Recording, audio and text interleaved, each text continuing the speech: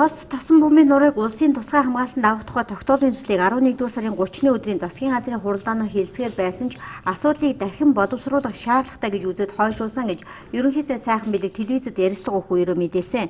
Улсын хурлын өргөдлийн байнгын хороонд иргэдээс дэлхийд ховордсон амтан ургамалтай байгалийн үзэгсэлэн тогтоц бүхий тос тосон бөмбөгийн нурыг улсын тусгай хамгаалтанд авахыг хүсэн 1000 гаруй өргөдөл хаяглагж ирүүлсэн байдаг.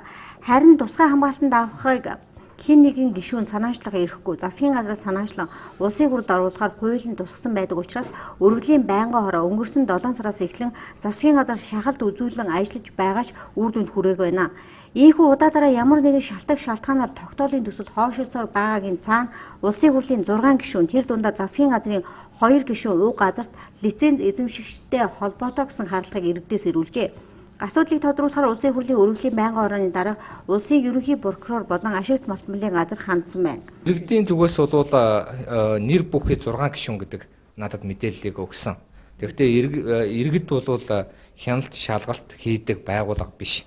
Иргэд бол одоо энэ тентхийн одоо юу гэдгийг бодсон санаа оноо тийм ээ магадгүй үнэн худлаа нь мэддэхгүй янз бүрийн мэдээлэл өгдөг. Тэр 6 сайд одоо гишүүд дотор бол 2 сайд байгаа гэдэг бас асуудал ярьсан байгаа. Тэгэхээр би бол энийг бол ноцтой мэдээлэл гэж үзэж байгаа учраас холбогдох байгууллагуудыг яг энэ бодиттой үнэн үү гэдэг талаар бас хариуг нь эхлээд гаргаж өгөөч.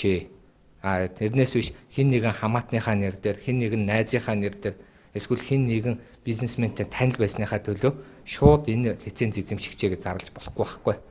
Зүгээр иргэдийн зүгээс бол тийм ноцтой мэдээлэл бол хэлээд байгаа. Иргэдийн тэр ноцтой гэж байгаа мэдээллийг та шалгуулахаараа хандсан уу? Хандсан байгаа. Хандж байгаа. Энийг болохоор улсын ерөнхий прокурор болон холбогдох хууль байн байгууллага ашигт малтмалын газарт хандаад ийм мэдээлэл нэр бүхэн иргэдээс ирүүлээд байгаа учраас шалгаж үнэн зөвийн тогтоогооч гэсэн байдлаар. Хариу ирээгүй байна. Өмнөгөө аймгийн 3 дэс сумын нутагт орших тост тосон бомбын нуруунд лиценз эзэмшлэх 21 аж ахуй нэгж байдаг. Эдгээр аж ахуй нэгжүүдийн дунд улсын хурлын 6 гишүүн байгаагаас 2 нь сайхан бэлгийн танхим суугаа сайд гэж иргэд харджээ.